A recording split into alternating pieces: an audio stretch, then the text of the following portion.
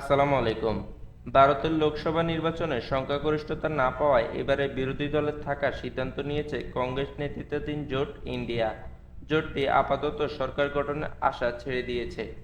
শক্তিশালী বিরোধী দল হিসেবে লোকসভায় যাওয়ার সিদ্ধান্ত নিয়েছে তারা। ফলে প্রশ্ন উঠেছে কে হবে বিরোধী দলের নেতা। দলীয় সূত্রের বরাতে ভারতীয় সংবাদ মাধ্যম এনডিটিভি জানিয়েছে বুধবার ৫ জুন কংগ্রেস সভাপতি মাল্লিকার্জুন খাড়গের বাড়িতে ইন্ডিয়ান জোটের বৈঠক অনুষ্ঠিত হয়েছে। এই বৈঠকে বিরোধী দলীয় নেতা নির্বাচনের বিষয়ে সরাসরি কোনো আলোচনা হয়নি। তবে ঘরোয়া আলোচনায় দলের নেতারা অনেকে রাহুল গান্ধীকে বিরোধী দলীয় নেতা বানানোর পক্ষে মত দিয়েছেন। বৈঠকের আগে উদ্ধব ঠাকুরের শিবসেনার নেতা সঞ্জয় রাউত বলেন, আগামীবার ইন্ডিয়ান জোট সরকার গঠন করতে পারলে সেই সরকার ব্যবস্থায় রাহুল গান্ধী প্রধানমন্ত্রী হতে রাজি থাকলে এই নিয়ে তাদের আপত্তি থাকবে না।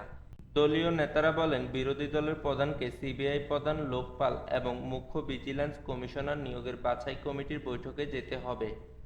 এসব জায়গায় প্রধান বিচারপতি এবং প্রধানমন্ত্রী থাকেন।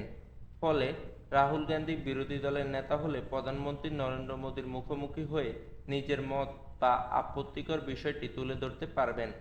কংগ্রেসের আরেক অংশের মতে, রাহুল গান্ধী সারাদিন সংসদে থাকার লোক নন। ফলে তার জন্য বিরোধী দলের প্রধান ভূমিকা পালন করা কঠিন। তিনি সংসদে বসে থাকার বদলে মাঠের রাজনীতিতে সক্রিয় থাকার বিষয়ে বেশি আগ্রহী। এবারের নির্বাচনে গতবারের চেয়ে ৪৭টি আসন বেশি পেয়েছে কংগ্রেস।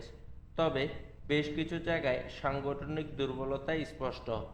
ফলে মাঠে সংগঠন মজবুত করার কাজে নিয়োজিত হওয়া তার জন্য বেশি বাস্তবিক। ২০১৪ এবং ২০১৯ সালের নির্বাচনে লোকসভায় কোনো বিরোধী দলের নেতা ছিলেন না। ওই সময় কংগ্রেস বৃহত্তম বিরোধী দল হলেও বিরোধী দল নেতা হওয়ার মতো আসন পায়নি তারা। কেননা বিরোধী দলের নেতা হিসেবে পার্লামেন্টে জায়গা পেতে হলে লোকসভার মোট আসনের ১০% জিততে হবে। ফলে প্রথম মেয়াদে মাল্লিকার্জুন এবং দ্বিতীয় মেয়াদে অধীর চৌধুরী বিরোধী দল নেতা ছিলেন। এবারের নির্বাচনে অধীর হেরে গেছেন। কেবল তিনি নয়, মধ্যপ্রদেশের দিগ্বিজয় সিংহ, ছত্তিশগড়ের সাবেক মুখ্যমন্ত্রী ভূপেশ বঘেল, রাজস্থানের সিপি যোশী এবং হিমাচলে আনন্দ শর্মার মতো প্রবীণ নেতারাও হেরে গেছেন। ফলে রাহুল গান্ধী রাজি না হলে কংগ্রেস জোট ইন্ডিয়ান নেতা কে হবেন তা নিয়ে প্রশ্ন থেকেই যাচ্ছে।